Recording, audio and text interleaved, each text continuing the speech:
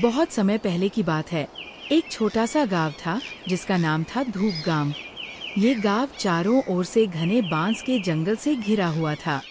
बांस के उस जंगल को गांव वाले रहस्यमय जंगल कहते थे, क्योंकि वहां से अक्सर अजीब अजीब आवाजें आती थी और कई लोग वहां से गायब भी हो चुके थे। गांव के बच्चे अक्सर उस जंगल के पास खेलने जाते थे, मगर बड़ों ने उन्हें सख्त हिदायत दी थी कि कभी भी अंदर न जाएं। पर बच्चों की जिज्ञासा भी तो बड़ों की बातों से और बढ़ जाती है।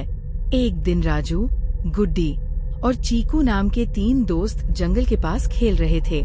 तभी राजू ने बांस के झुरमुटों के बीच चमकती हुई कोई चीज देखी। उसकी आंखों में जिज्ञासा चमकी और उसने कहा, चलो देखते हैं वो क्या है। गुड्डी थोड़ी डरपोक थी, बोली, नहीं नहीं, दादी ने मना किया है, वहाँ भूत रहते हैं। चीकू हंस पड़ा, अरे भूत वूत कुछ नहीं होता, चलो मैं भी चल रहा हूँ। तीनों धीरे धीरे उस चमकती चीज की ओर बढ़े। जैसे ही वे जंगल के भीतर दाखिल हुए, हवा ठंडी और सिहरन भरी हो गई। पेड़ों के बीच अजीब सी सरसराहट सुनाई दे रही थी, मानो पेड़ आपस में बातें कर रहे हों। वे आगे बढ़ते गए और अचानक एक पुरानी टूटी फूटी झोपड़ी के सामने पहुँचे। झोपड़ी के दरवाजे पर एक अजीब सा निशान बना हुआ था, जो हल्की नीली रोशनी में चमक रहा था। राजू ने दरवाजा खोला।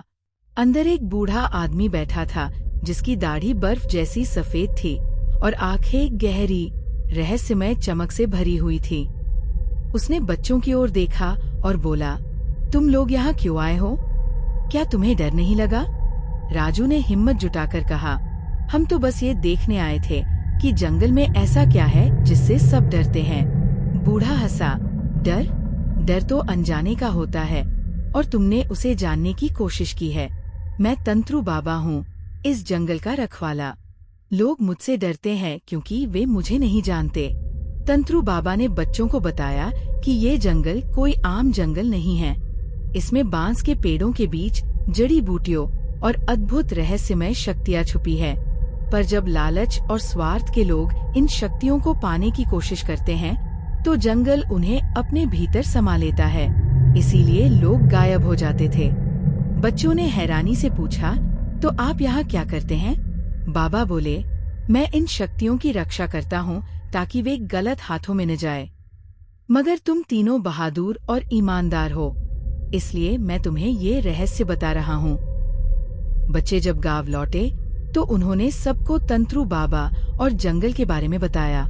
अब गांव वाले डरने की बजाय जंगल का सम्मान करने लगे। वे तंत्रु बाबा को भोजन और पानी देने लगे और धीरे धीरे जंगल और गांव के बीच दोस्ती हो गई। धूप गांव फिर कभी डर के साए में नहीं रहा और बच्चों की हिम्मत ने एक पुराने रहस्य से पर्दा हटा दिया। सीख, डर का सामना करने से ही सच्चाई सामने आती है और हर रहस्य में कोई न कोई सीख छुपी होती है।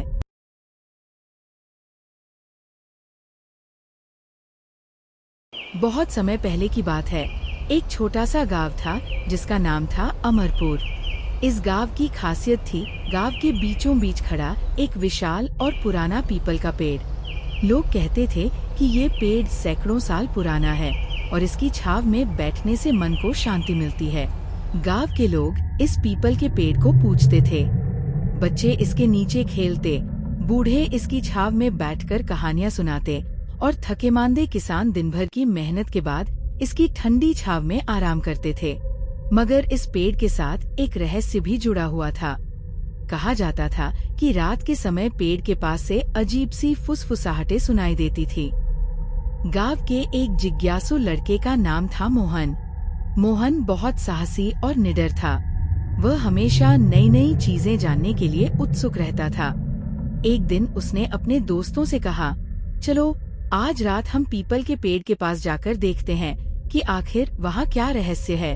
दोस्तों में डर समा गया, पर रामू और गुड्डी उसके साथ चलने को तैयार हो गए। रात को तीनों चुपचाप घर से निकल पड़े। चांदनी रात में पीपल का पेड़ और भी विशाल और रहस्यमय लग रहा था। जैसे ही वे पेड़ के पास पहुँचे, अचानक हवा तेज चलने लगी और पत्ते सरसराने लगे। बच्चों को अजीब सी फुसफुसाहट सुनाई दी। मोहन ने हिम्मत दिखाते हुए पेड़ के तने के पास जाकर देखा। तभी उसे पेड़ के तने में एक छोटी सी दरार दिखी, जिसमें हल्की नीली रोशनी चमक रही थी। मोहन ने दरार में हाथ डाला और एक छोटी सी लकड़ी की संदूक निकाली।